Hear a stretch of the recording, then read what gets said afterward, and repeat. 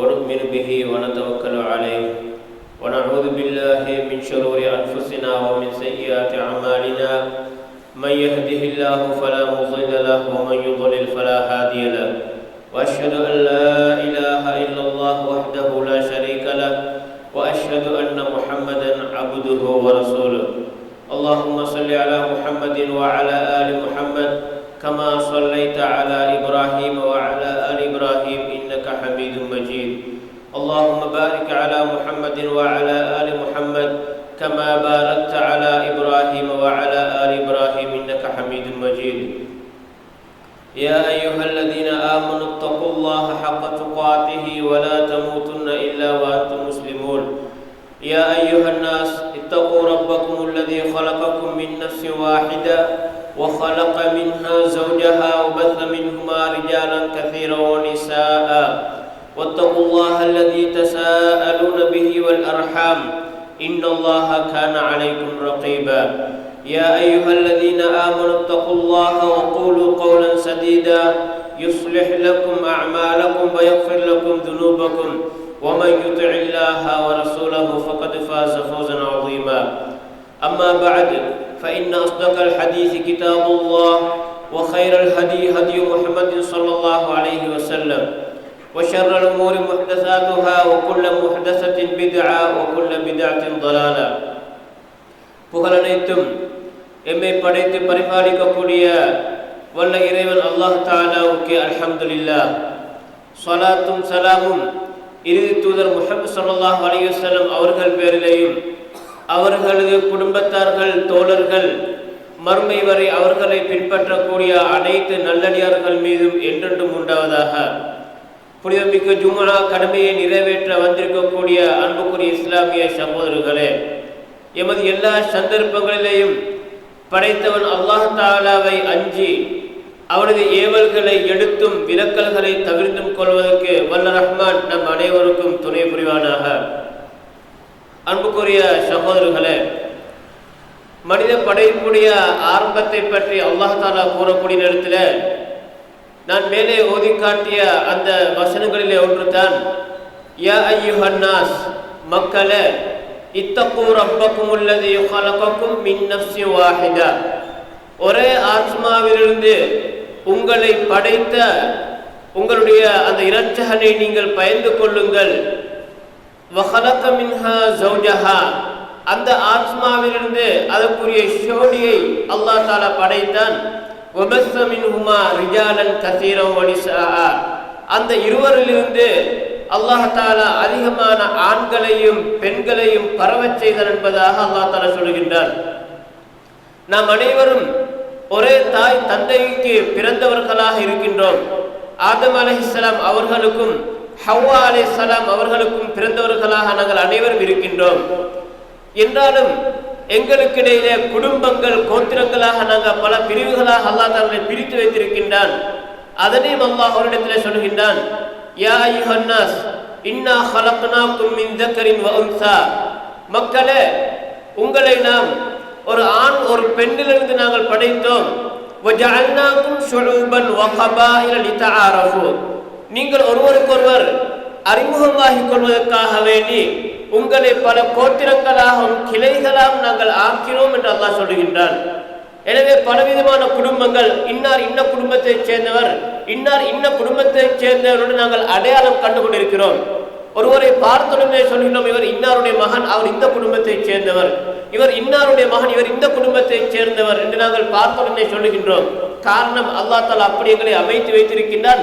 லிதஆரஃபு, உங்களுக்கிடையில் நீங்கள் ஒருத்தருக்கு ஒருத்தர் அறிமுகமாகிக் கொள்வதற்காகவே என்று சொல்லி, அவ்வாறு ஏற்படக்கூடிய அந்த உறவுகள் தான் நாங்கள் சிலத்துர் ரஹீம், ரஹீம் என்று சொல்கின்ற உறவு முறை என்று சொல்கின்றோம். இந்த உறவு முறைகளை பொறுத்தவரையில ஒரு மனிதனுக்கு கிடைக்கக்கூடிய உறவுகள் இரண்டு வகையாக கிடைக்கின்றன. ஒன்று, அவனை பெற்றெடுத்த தாய் தந்தையர்கள் மூலமாக அவர்களுடன் கூட பிறந்தவர்கள், அல்லது தாய் தந்தையருடன் கூட பிறந்தவர்கள், அல்லது தாய் தந்தையரை பெற்றெடுத்தவர்கள் என்ற அடிப்படையிலே இரத்த உறவுகள் என்ற ஒரு பகுதி இருக்கின்றது. இன்னொரு வகையான உறவு இருக்கின்றது, அவன் இன்னொரு இடத்திலே போய் திருமணம் முடிப்பதன் மூலமாக ஏற்படக்கூடிய இந்த புதிய சொந்தங்கள், திருமண உறவுகள். இதுவும் இந்த உறவு முறையில ஏற்படக்கூடிய இரண்டாவது வழியாக இருக்கின்றது.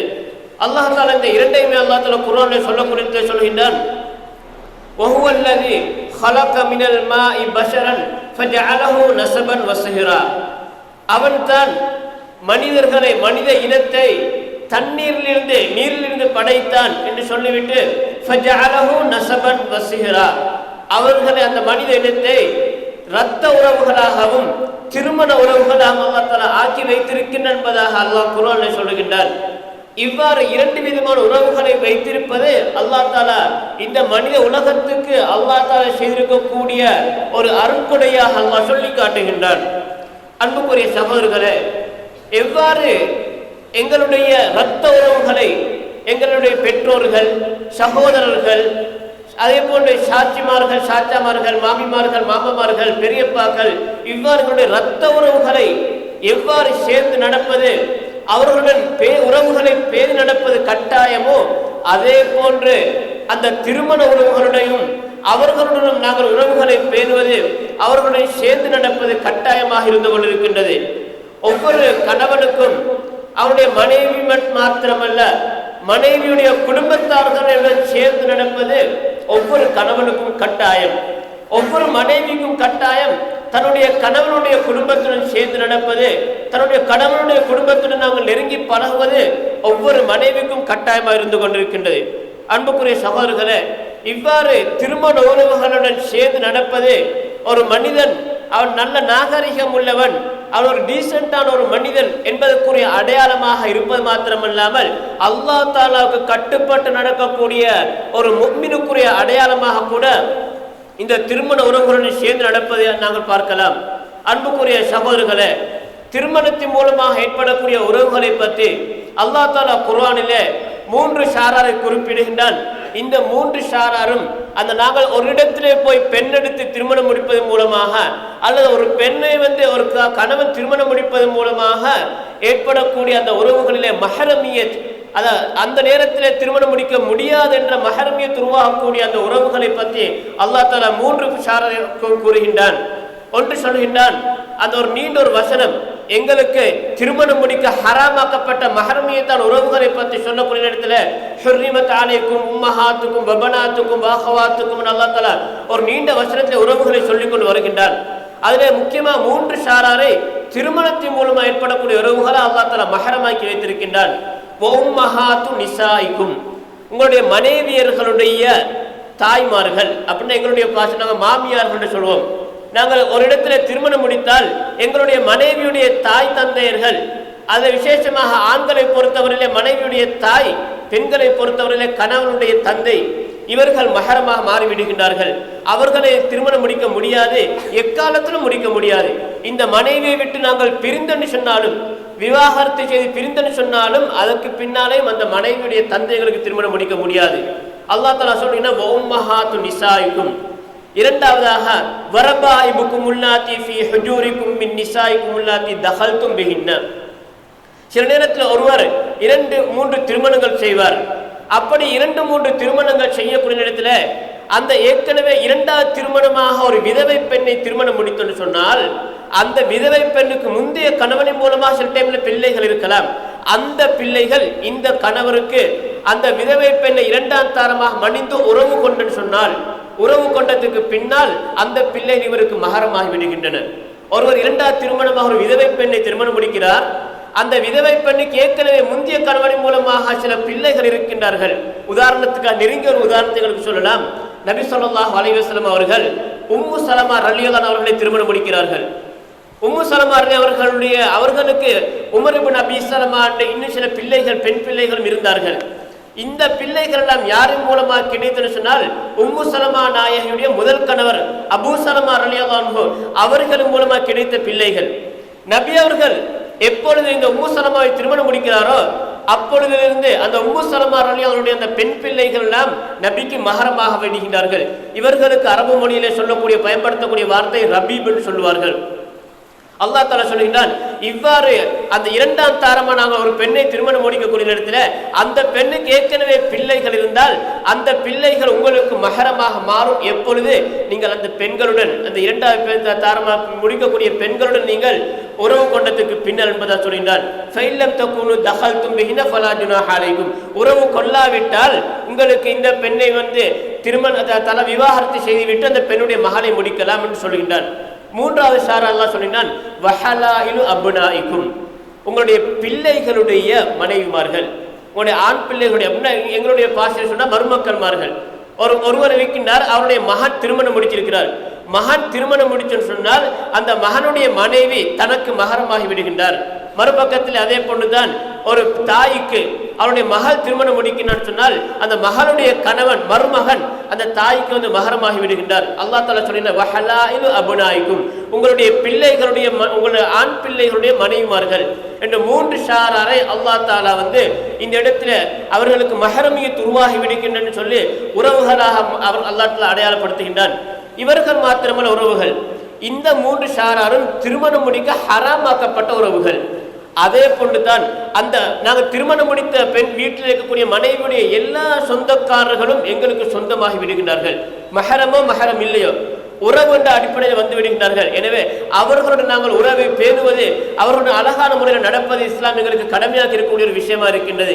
எவ்வாறு எங்களுடைய சொந்த இரத்த பாசத்தின் மூலம் ஏற்படக்கூடிய உறவுகளை நாங்கள் பேணி நடப்பதை போன்றே அவர்களுடன் நாங்கள் நடக்க வேண்டும். எல்லா விஷயத்திலும் முன்னுதாரணமாக இருக்கக்கூடிய நபி ஸல்லல்லாஹு அலைஹி வஸல்லம் அவர்கள் இந்த திருமண உறவு விஷயத்திலும் எங்களுக்கு ஒரு முன்னுதாரணமாக இருக்கிறார்கள். நபியை பொறுத்தவரையில அழகான ஒரு மாமனாராம் இருந்திருக்கிறார்கள், அழகான ஒரு மருமகனாம் இருந்திருக்கிறார்கள். எங்களுக்கு தெரிந்த 4 ஹலீஃபாக்கள், 4 ஹலீஃபாக்களில் 2 ஹலீஃபாவுக்கு நபி அவர்கள் மருமகன், இன்னும் 2 ஹலீஃபாவுக்கு நபி அவர்கள் மாமனார். ஆரம்பத்தில் இஸ்லாத்துக்கு 2 ஹலீஃபாக்கள் அபூபக்கர் உமர் ரலியல்லாஹு அன்ஹுமா, இந்த 2 பேருக்கும் நபி அவர்கள் மருமகன். என்ன, அபூபக்கருடைய மகள் ஆயிஷாவை திருமணம் முடித்திருந்தார். அப்ப நபி அவர்களுடைய மாமனார் தான் அபூபக்கர் அலி அவர்கள். உமர் அலியுடைய மகள் ஹப்ஸா அவர்களை திருமணம் முடித்திருந்தார்கள்.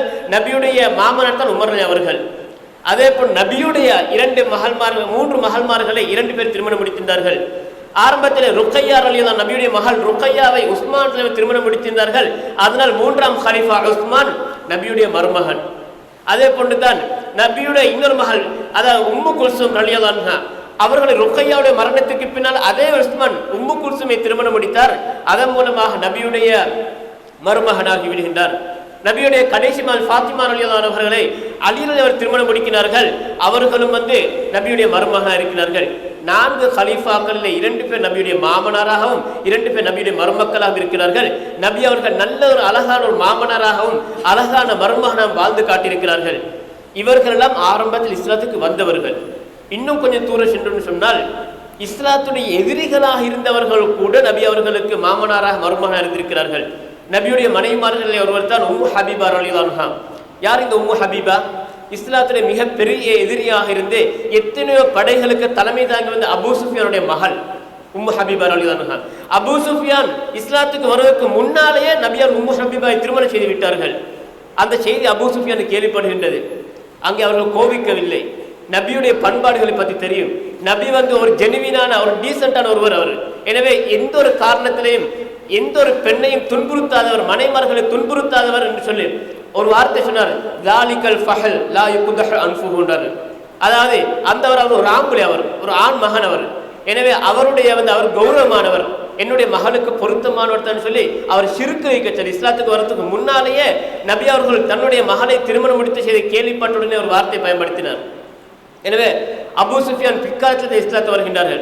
ஆனால் அவருடைய மகள் நபியுடைய கையில் தான் இருந்தார்கள். அதனை அவர்கள் திருப்தியுடன் ஏற்றுக்கொண்டிருந்தார்கள். அந்த அளவுக்கு நபியுடைய பண்பாடுகளை பற்றி தெரிஞ்சு வைத்தவர். அதே போன்றுதான் மறுபக்கத்தில் நபியுடைய மூத்த மகள் ஜைனப் ரலியல்லாஹு அன்ஹா, அவர்களுடைய கணவர் அபுல் ஆஸ் பின் ரபி, அவர்கள் நபியுடைய மருமகன். ஆனால் ஆரம்பத்திலிருந்து இஸ்லாத்துக்கு வரவில்லை. எந்த அளவுக்கு என்றால் நபியுடைய மருமகனாக இருந்து கொண்டு பத்ர் யுத்தத்தில் காஃபிர்களுடன் சேர்ந்து மாமனாருக்கு எதிராக சண்டை பிடிக்க வராரு. பத்ர் யுத்தத்தில் குறைஷி காஃபிர்களுடன் சேர்ந்து அபூஜஹலுடைய படையில, அதாவது நபியுடைய மருமகன் அபுல் ஆஸ் பின் ரபி தன்னுடைய சொந்த மகளை திருமணம் முடித்த மருமகன் அங்கே யுத்தத்துக்கு வருகின்றார். சிறை கைதியாக பிடிக்கப்படுகின்றார். பிடிக்கப்பட்டால் இப்ப சிறை கைதிகளை விடுவிக்க வேண்டும், அவர்களுக்கு விருப்ப சில தெரிவுகளை கொடுத்தார்கள். ஏதாவது ஒன்றை செய்து உங்களை விடுவித்துக் கொள்ளலாம் என்று சொல்லி, அதில் ஒன்று தான் பணமாக ஏதாவது ஒன்றை செலுத்திவிட்டு விடுவித்துக் கொள்ளலாம். அவர்களிடத்தில் கொடுப்பதற்கு எந்த ஒன்றும் இல்லை. அவருடைய நபியுடைய மகள் ஜைனப் ரலியல்லாஹு அன்ஹா செய்கிறார்கள், அவருடைய மாலை கழுத்தில் இருந்த மாலையை கலத்தை கொடுத்து அனுப்புகின்றார்கள். இதனை அடகு வைத்து ஈடு வச்சுக்கொண்டு இதை எடுத்துக்கொண்டு கணவரை விடுவீங்க சொல்லி.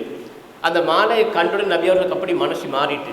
ஏன்னா அந்த மாலை யார் அப்படின்னு சொன்னால் தன்னுடைய நபியுடைய இரக்கமான மனைவி ஹதீஜா ரலியல்லாஹு அவர்கள் தன்னுடைய மகளுடைய திருமணத்தின் நேரத்தில் போட்ட மாலை அது. ஏன்னா அதை கண்டுடன் அவங்களுக்கு கொஞ்சம் மனசு இதாக வைட்டு. அப்போ நபி அவர்கள் சஹாபா கிட்ட கேட்டார்கள், ஒரு மாமனாராக, நபியாக அல்ல மார்க்கமல்ல, ஒரு மாமனாராக கேட்டார்கள், இந்த மாலை வந்து எனக்கு மிச்சம் தேவையான ஒன்று, நீங்கள் இவர் விரும்பினு சொன்னால் நீங்கள் அவர் சும்மா எந்த ஒன்றும் எடுக்காமல் அவர் விடுதலை சேர்த்து ரெடி என்றால் நீங்கள் ரெடியாகும்னு சொல்லி சஹாபாக்கள் உடனே ஏற்றுக்கொண்டார்கள். நாங்கள் அவர் எந்த ஒன்றுமே நம்ம விடுவிச்சிருவோம்னு சொல்லி மாலை திருப்பி கொடுத்தார்கள். என ஒரு அழகான ஒரு மாமனாராக நபி அவர்கள் அந்த காஃபிரா முஷ்ரிக்கா இருந்த அபுல் ஆசுடன் இருந்தார்கள். அதே அபுல் ஆஸ் அப்பொழுதும் கூட இஸ்லாத்துக்கு வரவில்லை. நபி அவர்கள் நிபந்தனைப்பட்ட அந்த நேரத்தில் வந்து நான் உங்களுக்கு ஒரு நிபந்தனையுடன் தான் நீ விடுவிப்பேன், என்னுடைய மகளை நீங்கள் மதீனாவுக்கு ஹிஜ்ரத் அனுப்பிவிட வேண்டும்.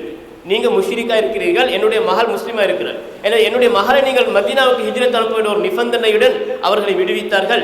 அந்த நிபந்தனையும் அவர் நல்லவர்களை பேணி நடந்து கொண்டார். போனுடனே துரோகம் செய்யவில்லை, உடனடியாக மகளை மதீனாவுக்கு பாதுகாப்பு அனுப்பி வைத்து விட்டார்கள். தனியாக பிரிஞ்சு தான் வாழ்கின்றார்கள்.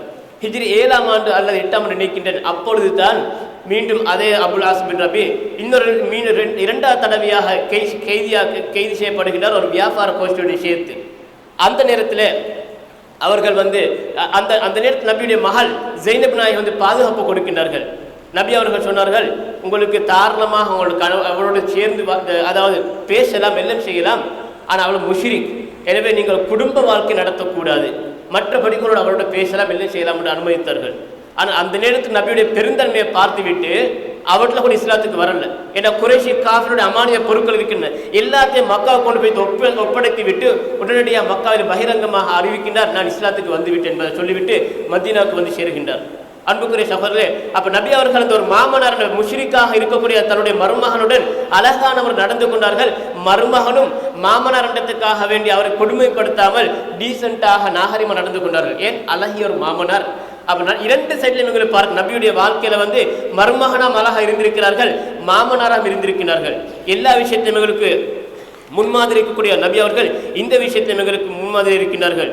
எந்த அளவுக்கு என்றால் நபி அவர்கள் ஒரு சந்தர்ப்பத்தை சொன்னார்கள், நீங்கள் எகிப்தை வெற்றி கொள்வீர்கள், வெற்றி கொண்டு சொன்னால் அங்கு எகிப்து மக்களுடன் கண்ணியமாக நடந்து கொள்ளுங்கள். ஏன்னா அவர்களுடைய விஷயத்தில் எனக்கு இரண்டு விதமான உறவுகளும் இருக்குது. அவர்கள் ரத்த பாசம் மூலம், ஏன்னா என்னுடைய தாய் யார்? இஸ்மாயில் அலைஹிஸ்ஸலாத்துடைய தாய் ஹாஜர் நாயகி. அவர்கள் எகிப்தை பூர்வீகமாக கொண்டவர்கள், எனவே என்னுடைய உறவு அங்கு இருக்குதுன்னு சொன்னார்கள். அதே போன்று திருமண உறவும் இருக்கின்றது. ஏன்னா நபியுடைய அடிமைகளில் ஒன்று தான் மாரிய தொச்சமித்தியர், அவங்க எகிப்தை சேர்ந்தவர்கள். எனவே அங்கே நீங்கள் வெற்றி கொண்டீர்கள் சொன்ன எதிர்காலத்தில் அந்த மக்களுடன் கண்ணியமாக நடந்து கொள்ளுங்க, என்ன என்னுடைய சொந்தக்காரங்க இருக்கிறாங்க நபி அவர் சொல்லி அனுப்பினார்கள். அதே போன்று தான் நபியுடைய மனைவிமார்கள் ஒருத்தர் ஜுவைரியா ரலியல்லாஹு அன்ஹா, பனு முஸ்தலக் கோத்திரம், அவர்களுடன் நடந்த யுத்தத்தில், அந்த யுத்தத்தில் முஸ்லிம்கள் வெற்றி கொள்கின்றார்கள். அதிகமானவர்கள் கைது செய்யப்படுகின்றார்கள். அந்த கைது செய்யப்பட்டவர்களில் அந்த பனு முஸ்தலக் என்ற கோத்திரத்துடைய தலைவர் அவருடைய மகள் தான் ஜுவைரியா ரலியல்லாஹு அன்ஹா, அவர்களும் கைது செய்யப்படுகின்றார்கள். நபி அவர்கள் அல்லாஹ்வுடைய அனுமதியின் பிரகாரம் அந்த ஜுவைரியாவை திருமணம் முடிக்கின்றார்கள். இஸ்லாத்துக்கு எடுத்து திருமணம் முடிக்கின்றார்கள். இஸ்லாத்துக்கு எடுத்து திருமணம் முடித்த தாமதம் சஹாபாக்கள் எல்லோரும் பார்த்தார்கள், இப்பொழுது ஜுவைரியா வந்து ஜுவைருடைய கபீல் அவனோட கோத்திரம், இந்த பனு முஸ்தலக் கோத்திரம் வந்து நபியுடைய சொந்தமாயிட்டாங்க. இந்த ஜுவைரியா திருமணம் முடித்ததால நபியுடைய சொந்தக்காரர்கள் நாங்கள் அடிமைகளாக சிறை கைதிகளை வைத்திருக்க அழகு இல்லை, நாங்கள் எல்லோரும் விடுவிச்சிருவோம்னு சொல்லி அந்த ஒரு ஜுவைரியாவுக்காக வேண்டி ஒட்டுமொத்த சிறை கைதிகளை விடுவித்தார்கள். இவங்க எல்லாம் நபியுடைய சொந்தக்காரர்கள், அஸ்ஹாபு ரசூலில்லாஹ், நபியுடைய சொந்தக்காரர்கள். திருமணம் முடித்ததன் மூலமாக அந்த அத்தனை பேருக்கும் பரக்கத்து கிடைத்த ஜுவைரியா மூலமாக அத்தனை பேரும் சஹாபாக்கள் இந்த திருமண உறவுகளை மதித்து நடந்திருப்பதை நாங்கள் பார்க்கின்றோம். அன்புக்குரிய சகோதரர்களே, இந்த விஷயத்தில் மிகவும் கவனம் செலுத்த வேண்டிய ஒரு பகுதி தான் எங்களுடைய திருமண உறவுகள் வரத்தில் இரண்டு தரப்பும், ஒவ்வொரு ஆணும் தன்னுடைய மனைவியுடைய குடும்பத்தாரையுடன் நெருங்கி நடந்து கொள்ள வேண்டும், ஒவ்வொரு பெண்ணும் தன்னுடைய கணவருடைய குடும்பத்தை நெருங்கி நடந்து கொள்ள வேண்டும். எப்படி எங்களோட சொந்த பெற்றோர்களை நாங்கள் மதிக்கிற மாதிரி தான் எங்களோட மாமனார் மாமியார்களை நாங்கள் மதிக்க வேண்டும். இது ஒவ்வொருத்தரும் புரிந்து கொள்ள வேண்டிய விஷயம். எங்களுக்கு ஒரு கடமை இருக்கின்றது. நாங்கள் எங்களோட உமா அப்பாரை மட்டும்தான் பார்க்கணும் இல்லை, அவர்களை பார்க்குவதும் எங்களுடைய கடமையாகத்தான் இருக்கின்றது. அவர்களும் எங்களுடைய பெற்றோர்களை போல் நடந்து கொள்ள வேண்டும். அவர்களுடன் அவர்களுக்குரிய மரியாதை நாங்கள் கொடுக்க வேண்டும். அவர்களுடைய விஷயத்தில் மிக்க கவனமாக இருந்து கொள்ள வேண்டும் என்று அவர்கள் ஒன்றோ எங்களுடைய பெற்றோருடைய அந்தஸ்தில் இருப்பார்கள், சில நேரத்தில் அப்படி இல்லாவிட்டால் அவருடைய வயசில் இருப்பார்கள். எனவே ஒன்று நேரடியாக எங்களுடைய பெற்றோருடைய அந்தஸ்தில் இருப்பார்கள், அல்ல அவருடைய வயசில் இருப்பார்கள். இரண்டுமே மதிப்பு செலுத்தப்பட வேண்டிய அந்த கட்டம். என அன்புக்குரிய சகோதரர்களே, மிகவும் நாங்கள் கவனமாக இருக்க வேண்டிய ஒரு உறவுமுறை தான், பேண வேண்டிய ஒரு உறவுமுறை தான் இந்த திருமண உறவுகள். எங்களுடைய மாமனார் மாமியார், அதே போன்று எங்களுடைய ஏனைய உறவுகள், அந்த திருமணத்தின் மூலம் ஏற்படக்கூடிய உறவுகள். இந்த திருமணத்தின் மூலமாக ஏற்படக்கூடிய உறவுகள் நாங்கள் எவ்வாறு என்னென்ன விஷயங்களை கவனம் செலுத்த வேண்டும், அந்த உறவுகளிலே விரிசல்கள் ஏற்படாமல் இருப்பதற்கு, குடும்பங்களிலே பிரச்சனைகள் வராமல் இருப்பதற்கு இந்த திருமண உறவு, இஸ்லாத்தில் திருமண உறவு நாங்கள் எப்படி பேண வேண்டும் என்பதை நாங்கள் சில விஷயங்களை கொண்டு நாங்கள் பார்த்துக் கொள்வோம். முதலாவதாக ஏற்கனவே சொன்னது போன்று இரண்டு தரப்பினரும் ஒவ்வொருத்தரும் அடுத்த தரப்பினரை கண்ணியப்படுத்த வேண்டும், மதிக்க வேண்டும். ஒவ்வொருத்தரும், அது கணவன் மனைவியுடைய குடும்பத்தை, மனைவி கணவனுடைய குடும்பத்தை. நான் நிறைய இடத்துல பார்க்கக்கூடிய பிரச்சனைகள் ஒன்றுதான், விசேஷமாக பெண்கள் தரப்பு நாங்கள் பார்க்கலாம். சில நேரத்தில் அதிகமான பெண்களை பார்த்தோன்னு சொன்னால் தன்னுடைய கணவர் தனக்கு தேவை, ஆனால் கணவனுடைய குடும்பத்தை மிச்சம் மதிக்க மாட்டாங்க. கணவனுடைய குடும்பத்தில் அவனுடைய மதினிமார்கள், அதுபோல கணவனுடைய தாய், கணவனுடைய சகோதர சகோதரிகள், கணவனுடைய தாய்மார்கள், இவர்களை மதிக்கக்கூடிய, அதாவது தன்னுடைய பெற்றோர் ஒரு மாதிரியும் கணவனுடைய பெற்றோரை இன்னொரு மாதிரியும் பார்ப்பார்கள். தன்னுடைய சகோதர சகோதரி ஒரு மாதிரியும் கணவனுடைய சகோதர சகோதரி இன்னொரு மாதிரியும் பார்ப்பார்கள். இது குடும்பத்தில் விரிசல் ஏற்படக்கூடிய முக்கியமான காரணிகள் ஒன்று. நாங்கள் ஒருபோதுமே செஞ்சிடக்கூடாது. எந்த ஒரு ஆணும் அவ்வாறு செய்துவிடக்கூடாது. மனைவிமார்களுடைய குடும்பத்தை ஒதுக்கி பார்க்கக்கூடாது, இரண்டாம் தரமாக பார்க்கக்கூடாது. அவர்களும் எங்களுடைய சொந்தங்கள் தான் என்பதை நாங்கள் அந்த இடத்துல கவனிக்க வேண்டும். ஏன் காரணம், எந்த அளவுக்கு சொன்னால் அவர்கள் நெருங்கிய சொந்தமாகின்றார்கள். என்னுடைய பிள்ளைக்கு என்னுடைய மாமனார் மாமியார் தான் அப்பா உம்முமான அந்தஸ்தில் இருக்கிறார்கள். என்னுடைய பிள்ளைக்கு என்னுடைய சகோதரர்கள் சாச்சா பெரியப்பான் அந்தஸ்தில் இருக்கிறார்கள், மஹரமியத்தன் உறவு. என்னுடைய பிள்ளைக்கு என்னுடைய மனைவியுடைய சகோதரிகள் சாட்சி பெரியமான அந்தஸ்தில் இருக்கிறார்கள், நெருக்கமான உறவு, மஹரமியத்தன் உறவு என்னுடைய பிள்ளைகளுக்கு. என அந்த பிள்ளைகளுக்கு நல்ல ஒரு எதிர்காலம் கிடைக்க வேண்டும் என்றால், அவர்கள் வளரக்கூடிய காலத்தில் குடும்பத்தோடு சேர்ந்து நடக்க வேண்டும் என்றால், நாங்கள் ஒவ்வொருத்தரும் எங்களுடைய மனைவிமார்களுடைய குடும்பத்தை மதிக்க வேண்டும். அதே போல மனைவிமார்கள் கணவருடைய குடும்பத்தை மதிக்க வேண்டும். இவ்வாறு மதிக்காமல் போகக்கூடிய நேரத்தில் சில நேரத்தில் பிரச்சனை ஏற்படுத்த அதிகமான வாய்ப்பு இருப்பதை நாம் பார்க்கின்றோம். அதே போல அன்புக்குரிய சகோதரர்களே, ஒருவருக்கு விசேஷமாக மாமமார்கள் மாமியார்கள் கவனிக்க வேண்டிய ஒரு விஷயம்தான், தனக்கு ஒன்றுக்கும் மேற்பட்ட மருமக்கள் இருப்பார்கள். அந்த நேரத்தில் ஒரு நாளுமே பாரபட்சம் காட்டிவிடக்கூடாது. எனக்கு 3 பிள்ளைகள் இருக்கிறார்கள் அப்படின்னா 3 மருமக்கள் வருவாள் வீட்டுக்கு. 3 குடும்பத்தவர்கள் ஒரே மாதிரி தான் நாங்கள் பார்க்கணும். வீட்டிலே ஏதாவது விசேஷம் என்று சொன்னால் 3 குடும்பத்தவர்கள் நாங்கள் அழைக்க வேண்டும். அப்படின்ட்டு யாரையும் அழைக்கக்கூடாது. ஏதாவது ஒன்று நாங்கள் கொடுக்கல் எடுக்க சொன்னால், சதகாக்கள் ஹதியாக்கள் அன்பளிப்பல் செய்ய சொன்னால் 3 குடும்பத்தவர்கள் கொடுக்க வேண்டும். அந்த நேரத்தில் நாங்கள் அதை பாரபட்சம் காட்டக்கூடிய நேரத்தில் எப்படியும் அவர்களுக்கு இடையில ஒரு பிரச்சனை வரத்தான் போகும். அதாவது என்னுடைய அடுத்த ஒரு மருமகள் இன்னொரு மருமகளோட பிரச்சனை படுவா. காரணம், எங்களோட குடும்பத்தை நல்லா அவனோட குடும்பத்தை நல்லா கவனிக்கிறேன், என்னோட குடும்பத்தை கவனிக்கிறேன் பிரச்சனை வரும். என் அன்புக்குரிய சகோதரர், ஒவ்வொரு மாமனாரும் மாமியாரும் கவனிக்கின்ற விஷயம்தான், ஒன்றுக்கும் மேற்பட்ட மருமக்கள் இருக்கக்கூடிய குடும்பங்களிலே ஏதாவது விசேஷங்கள் செய்யக்கூடிய எல்லோரையும் ஒன்றாக பார்க்க வேண்டும். அவ்வாறு பார்க்காத பட்சத்தில் அது வேற பிரச்சனைகளுக்கு ஏற்படும். சில நேரத்தில் கணவனுக்கும் மனைவிக்கு சின்ன சின்ன பிரச்சனைகள் வரலாம். அந்த விஷயத்தில் கணவனுடைய தரப்புலையோ மனைவியுடைய தரப்புலையோ பெற்றோர்கள் நேரடியாக உள்ளுக்கு போய் தலை போடக்கூடாது. சில நேரத்தில் அவர்களுக்கு பிரச்சனை அவங்களே பேசி தீர்த்து கொள்வார்கள். அந்த பிரச்சனையில சமாதானப்படுத்த முயற்சிக்க வேணுமே தவிர யார்கிட்ட சைடில் குறைகன்னு தேடிக்க போகக்கூடாது. அவங்க போகணும், அனுபவம் உள்ள அவங்க போகணும். எதுக்காக? பிரச்சனையை சமாதானப்படுத்துறதுக்காக, இன்னும் கொஞ்சம் பெருசாக்குறதுக்கு அல்ல. யார்கிட்ட சைடில் பிரச்சனை, யார்கிட்ட சைடில் குத்தமிக்கு, ஏண்ட மகாண்ட சைட்லையா அல்ல மருமகண்ட சைட்லையா, அல்ல ஏண்ட மகாண்ட சைட்லையா மருமகண்ட சைட்லையா, அதை பார்க்கக்கூடாது. நாங்கள் நபி அவர்கள் அழகான ஒரு வரலாறுகளை பார்க்கலாம். நபியுடைய மகள் ஃபாத்திமா ரலியல்லாஹு அன்ஹா அவர்களுக்கும் அவருடைய கணவர் யார் 4வது கலீஃபா அலி அவர்களுக்கும் ஒரு சின்ன பிரச்சனை. அவர்களுக்கு மத்தியில் அங்கே பிரச்சனை வந்திருக்கு. கணவன் மனைவி வரத்தில் சிட்ட பிரச்சனை வரத்தான் செய்யும். அவர்களுக்கு மத்தியில் ஒரு பிரச்சனை வருது. வந்த நேரத்தில் அடியில் கொஞ்சம் கோவிச்சுக்கிண்டு விட்டு போய்த்தாங்க. போய்த்து பள்ளியில் படுத்துட்டாங்க. ரசூலுல்லாஹ் வரான மகளை பார்க்கறது வரான். ஃபாத்திமா நாயி பார்க்க வந்தால் வளமையாக வந்தால் அலியை தேடுவாங்க. அப்போ எங்கே என் அலி எங்கன்னு கேட்டாங்க. அழகான வார்த்தை ஃபாத்திமா நாயி சொன்னாங்க, அது பொதுவாக இந்த மாதிரி ஒரு சந்தர்ப்பம் வந்தால் நான் கொஞ்சம் கற்பனை பண்ணி பார்ப்போம். எங்களோட குடும்பங்களில் எங்களோட மனைவி உதாரணத்துக்கு ஏதோ ஒரு பிரச்சனை என்னோட குழம்பிக்கண்டு இருக்கிறாங்க. சரியா அந்த நேரத்தில் அந்த மனைவியுடைய பெற்றோர்கள் வந்தால் எப்படி நிலைமை இருக்கும்? எங்களை பற்றி இப்படியெல்லாம் சொல்லுவாங்க. அதே மாதிரி மறுபக்கத்தில் கணவன் மனைவியுடைய ஒரு பிரச்சனை வந்து எடுத்த கணவனுடைய பெற்றோர்கள் வந்தால் மனைவியை பற்றி இப்படியெல்லாம் சொல்லுவாங்க. அப்படி செஞ்சா இப்படி செஞ்சாதான் பிரச்சனை வந்துச்சு, முழு குற்றத்தையும் மனைவியுடைய பேரில் போடுவாங்க. அப்படி மனைவியுடைய பெற்றோர் வந்தால் முழு குற்றத்தையும் கணவனுடைய தலையில போட்டுருவாங்க. ஃபாத்திமா அழகான ஒரு வார்த்தை சொன்னார். குற்றத்தை தானே ஒப்புக்கொள்ற மாதிரி சொன்னாங்க, என்னோட சின்ன ஒரு கோவிச்சுக்கண்டு என்னோட சின்ன பிரச்சனை கோவிச்சுக்கண்டு பள்ளிக்கு போய்த்தாருன்னாங்க. அவ்வளோதான் சொன்னாங்க. நபி அவர்கள் அழகான ஒரு மாமனாராக நடந்து கொண்டாங்க. திருப்பி கேட்கல ஏன் என்ன நடந்துச்சு, யார்ட மேல குத்தம், நீ என்ன செஞ்ச என்ன சொன்னவருக்கு அல்ல அவர் உனக்கு என்ன செஞ்ச ஒன்றும் கேட்கல. ஃபாத்திமா சொன்னாங்க என்னோட சின்ன ஒரு பிரச்சனை பட்டுக்கண்டு பள்ளிக்கு போயிட்டாங்கன்னாங்க.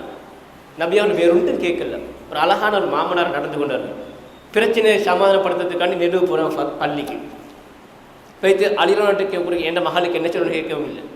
என்ன பிரச்சனை எந்த நடந்துட்டே கேட்கல நபி அவர்கள். இஜ்லிசியா அபாத்துர் அப்படின்னு சொல்லி நபி அவர்கள் அவரை உட்கார வச்சு மேலுள்ள மண்ணை தட்டுறாங்க. தட்டிட்டு என்ன செய்கிறாங்க, அவன் அப்படி கூட்டிட்டு வரான் வீட்டுக்கு. ஒன்றும் கேட்கல. அப்போ சமாதானப்படுத்துறதுக்கு முயற்சிக்கு அதற்காகத்தான் பெற்றோர்கள் தலை போட வேண்டுமே தவிர ஒரு நாளுமே நாங்கள் அந்த என்னென்ன பிரச்சனை தோண்டிக்கிற சில இடத்துல மிச்சம் கூடுதலாக தோண்டிக்கிற போச்சல்ல அந்த பிரச்சனையோட முத்திடும். அந்த அளவுக்கு நாங்கள் போகக்கூடாது. அடுத்தது முக்கியமாக வந்து பெண்கள் ஒவ்வொருத்தரும் மிச்சம் கவனம் செலுத்தின விஷயங்கள் தான் தன்னுடைய கணவருடைய பொருளாதாரத்தில் மிச்சமே சிக்கனமாக நடந்து கொள்ளணும். பெரும்பாலும் இன்றைக்கு நான் எங்களோட சமூகத்தில் பார்க்கக்கூடிய இடத்துல வந்து பெரும்பாலும் இந்த ஒரு பெண்ணுக்கு வந்து தன்னுடைய கணவனுடைய சகோதரி மூலமாக விசேஷமாக மதினிமார்கள் மூலமாக இல்லை மாமியார்களோட பிரச்சனை வரத்துக்குரிய முக்கியமான காரணங்கள் உண்டு. அவர்கள் வைக்கக்கூடிய குற்றச்சாட்டுகள் உண்டு. என்னுடைய தம்பியுடைய மனைவி வந்து என்னுடைய தம்பியுடைய சல்லிய பணத்தை நாசமாக்குறான், வீண் விரயம் செய்கிறார். அல்லது வந்து மாமியார் பாப்பார் என் மகன்ட சல்லியை நாசமாக்குற வந்து கொண்டு. அப்போ மருமக்கள் மீது பெரும்பாலும் கணவனுடைய வீட்டு தரப்பால் வந்து வைக்கப்படக்கூடிய முக்கியமான குற்றச்சாட்டுகள் ஒன்று தான் அதாவது பணத்தை வீணாக்குற, ஊதாசீனம் படுத்துறா, ஊதாரியாக செலவழிக்கிற அப்படின்னு சொல்லி. ஏன்னா மிச்சம் கவனமாக இருக்கிற ஒரு பகுதிதான் பெண்கள் விசேஷமாக வந்து தங்களுடைய கணவன்மாருடைய சொத்துக்களை எந்த அளவுக்கு சிக்கனமாக தான் பயன்படுத்தணும். இன்று அதனை நோட் பண்ணுவார்கள். எப்படி எல்லா குடும்பத்தில் நடக்கக்கூடியது ஒரு மருமகள் என்று வந்தன்னு சொன்னால் அந்த கணவனுடைய குடும்பத்தால் அவதானிப்பாங்க. ஏன்னா இவ்வளவு காலம் கணவன் அந்த மகன் வந்து சம்பாதிச்சு பெற்றோருக்கு செலவழிச்சுப்பாரு. இப்ப திருமணம் என்று வரத்துல வந்து செலவுல பொறுப்பு கூடுதல் எங்களுக்கு வளமையாக வரக்கூடிய வருமானம் குறைச்சலா அங்க உதாசீனம் நடக்குதோ வீண்பிர நடக்குது எப்படி பார்க்கத்தான் போறாங்க. அது மனிதன் இயல்பது. மிச்சம் கவனமாக நடந்து கையாள வேண்டிய பிரச்சனைகள் உண்டு தான் இந்த கணவன் மனைவி கிட்ட உள்ள பிரச்சனைகளை திருமண உறவுகளை விரிசல் ஏற்படாமல் இருக்கிறதுக்கு நான் மிச்சம் கவனமான விஷயங்கள்ல இது ஒன்றாக நாங்கள் பார்த்துக்கொள்ளணும். என் அன்புக்குரிய சகோதரர்களே, இந்த இஸ்லாம் காட்டி தந்த இந்த உறவு முறைகள் சரியான முறையில் பேரையும் அதன் மூலமாக அல்லாஹ்வுடைய திருப்தி அடைந்த நல்ல கூட்டத்தில் வல்ல ரஹ்மான் நம் அனைவரும் சேர்த்தல்வானாக. அகூலு கௌலி ஹாதா வஸ்தக்ஃபிருல்லாஹி வ லக்கும் வ லிஜமீஇல் முஸ்லிமீன் மின் குல்லி தம் ஃபஸ்தக்ஃபிரு இன்னஹு கஃபூருர் ரஹீம்.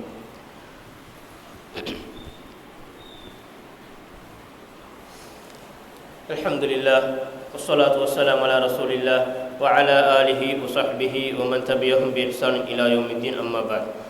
அன்புக்குரிய சகோதரர்களே, இந்த திருமண உறவுகளை நாங்கள் கவனிக்க வேண்டிய இன்னொரு முக்கியமான ஒரு பகுதி தான் அதாவது எங்களுடைய மனைவிமார்கள் வரச்சல மனைவிமார்களுக்கு கணவனுடைய சகோதரர்கள் மச்சான்மார்கள், அதே போன்று கணவன்மார்களை பொறுத்தவரையில் கணவன் மனைவியுடைய சகோதரிகள் மதினிமார்கள். இந்த விஷயத்தில் மிச்சம் கவனமாக இருக்கோம் நாங்கள் என்ற நபி அவர்கள் வந்து இந்த விஷயத்தில் வந்து இதெல்லாம் நிறைய நாங்கள் சமூகத்தில் கேள்விப்படக்கூடிய பிரச்சனை ஒன்று தான். நிறைய கணவனுக்கு அதாவது ஒரு மனிதர் வந்து அதாவது தன்னுடைய மனைவியுடைய சகோதரியுடன் தவற நடந்து கொள்ளக்கூடிய முறைகள், அல்ல அதே மாதிரி ஒரு மனைவி வந்து தன்னுடைய கணவனுடைய சகோதரனுடன் தவற நடக்கக்கூடிய முறைகள், இது மாதிரி நிறைய சமூக சீரழிவு நிறைய நான் கேள்விப்படுவேன் அதிகமாக. ஏன்னா பெரும்பாலும் கூட நடக்கிறதுக்கு வாய்ப்பு கூட என்ன குடும்பத்துள்ளுக்கு யாரும் பெருசாக சந்தேகிக்க மாட்டாங்க. நெருங்கி பழகச்சல இன்றைக்கு நாங்கள் கூடுதல் அந்த மச்சான் மெதினி உறவுன்றது வந்து இன்றைக்கு ஒரு சர்வசாதன உறவாக பைத்து. அதாவது நான் வந்து என்னுடைய மனைவியோட மாத்திரமல்ல மனைவியுடைய சகோதரர் தாத்த தங்கச்சி மட்டும் சேர்ந்து சும்மா சகஜமாக பேசக்கூடிய முறை மெய்னிமாரன்னு சொல்லி அடிப்படையில். அது மாதிரி ஒரு பொம்பளை வந்து தன்னுடைய கணவருடைய நாணத்தம்பிமாரோட பேசுறது சும்மா சர்வசாதனுடைய பேசக்கூடிய ஒரு முறை எந்த அளவுக்குன்னு சொன்னால் சிலர்கள் நினைச்சிட்டு இருக்கிறாங்க வந்து அவங்கள வந்து அவங்க மஹரம் ஏன்னா அவளை திருமணம் முடிக்க கூடாது. ஏன்னா நாங்கள் ஒரு பெண்ணை திருமணம் முடிச்சிருக்கல அந்த பெண்ணுடைய சகோதரியை ஒரே நேரத்தில் திருமணம் முடிக்கிறதுக்கு இரண்டாம் தாரமாக அதை சிலவங்க விளங்கிட்டாங்க வந்து இது எங்களோட உண்மையை திருமணம் முடிக்கக்கூடாது மஹரம் மாதிரி தான் இது மட்டும் சொல்லி இந்த மஹரம் முறை அந்த மஹரம் முறை வேறு. ஏன்னா இங்கே நெருங்கி பேச பழகும்ன்ற அர்த்தம் அல்ல. மாமியோரோட நாங்கள் நெருங்கி பழகலாம், ஆனால் மதினோடைகளுக்கு நெருங்கி பழகத்துக்கு இயலாது. நபி அவர்கள் வந்து ஒரு ஹதீஸ்ல சொன்னாங்க வந்து ஈயாக்கும் வத்துகுல் அலன் நிசா, நீங்கள் பெண்களோட பெண்கள் கூடுதல் இருக்கக்கூடிய இடங்களுக்கு நீங்கள் உள்ளுக்கு போகிறது நான் மிச்சம் உங்களுக்கு எச்சரிக்கிறேன். ஆனால் கூட பெண்களை கூடிய பேச்சு எந்த மகரம் இல்லா பெண்களை கூடிய இடத்துங்களை போய்த்து நீங்கள் எதனா உள்ளுக்கு போய்த்துக்கு நிற்க வேணும். நீங்கள் கொஞ்சம் அதாவது ஆண்மையோட டீசெண்டாக இருந்துக்கணும் தான் ரசூலுல்லாஹ் சொல்கிறாங்க. அப்போ ஒரு சஹாபி கேட்குறாங்க, அஃபரைத்தல் ஹமுவா, அதாவது மனைவியுடைய உறவுக்காரர்கள், மனைவி எனக்கு கணவன் மனைவியுடைய உறவு, அதே மாதிரி மனைவிக்கு என்னுடைய சகோதரர்கள், அதான் ஹமுன்னு சொல்லக்கூடிய உறவு முறை. அதை பற்றி நபியான்ட்ட கேட்குறாங்க. அதனால மச்சான் மெதினிகளை பற்றி தான் கேட்குறாங்க. அப்போ ரசூலுல்லாஹ் சொன்னாங்க, அல் ஹமு அல் மௌத்துண்டாங்க. அதாவது இந்த ஹமுன்ற உறவு அது ஒரு மரணம்ண்டாங்க. அதாவது எனக்கு என்னுடைய மனைவியை அதாவது திருமணம் முடிச்சிருந்தால் மனைவியுடைய சகோதரிகள் அதே நேரத்தில் திருமணம் முடிக்க முடியாது, ஹராம் தான். ஆனால் அதுக்காக வேண்டி என்னுடைய தாயுடைய மஹரம் எல்லாம் அங்கிக்குது. அவர் ஒரே நேரத்தில் திருமணம் முடிக்கக்கூடாது. ஆனால் என்னுடைய இந்த மனைவியை விவாகரத்து செய்தால் அவரை திருமணம் முடிக்கலாம். அப்படித்தான் அந்த தற்காலிக அந்த மஹரமியத்தான் அங்கே இருக்குது, நிரந்தர மஹரமியத்தல்ல.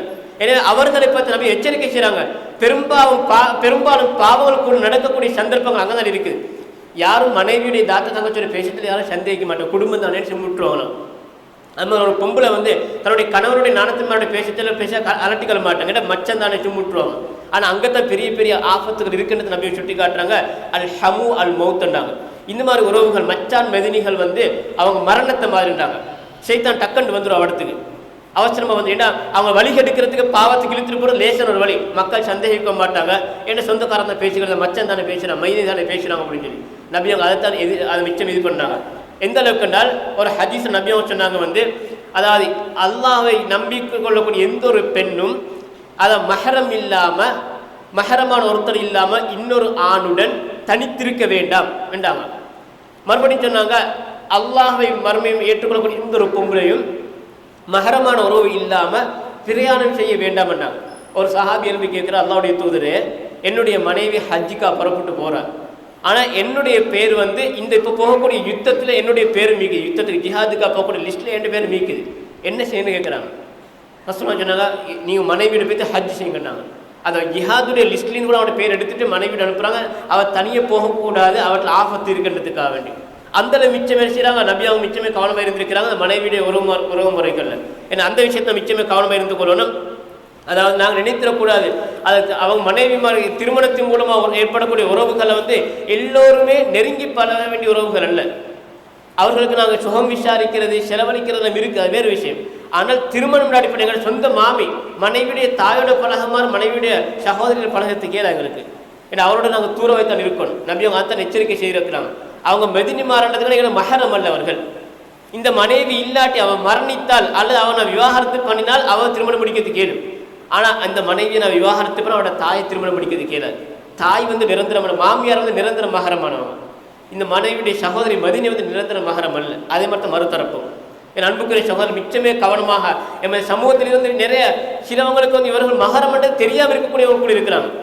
எல்லாரும் நினைச்சு நிற்கிறாங்க மச்சான் மதினி மகரமானவர்கள். ஏன்னா ஒரு இடத்துல ஒரு பெண்ணை திருமணம் முடித்தால் அவருடைய மச்சம் மெதினிமார்கள் அதே அளவுக்கு இன்னொரு திருமணம் முடிக்கிறதுக்கே அது ஒரே டைமில் எனக்கு மகரம்.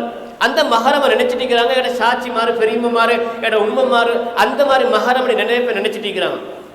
அதே நபிகள் ஆபத்தில் சொல்லியிருக்கிறார்கள். என இந்த விஷயத்தை நாம் மிச்சம் இஸ்லாம் காட்டுக்கொள்ளக்கூடிய இந்த உறவுகளையும் பேணி ஒழுங்குகளையும் பேணி அதன் மூலமாக அல்லாஹ் தஆலாவுடைய திருப்தியை பெற்று நல்லடியார்கள் அல்லாஹ் எங்கள் அனைவரும் ஆக்கியல்வானாக. வ ஆஹிரு தஅவானா அல்ஹம்துலில்லாஹி ரப்பில் ஆலமீன்.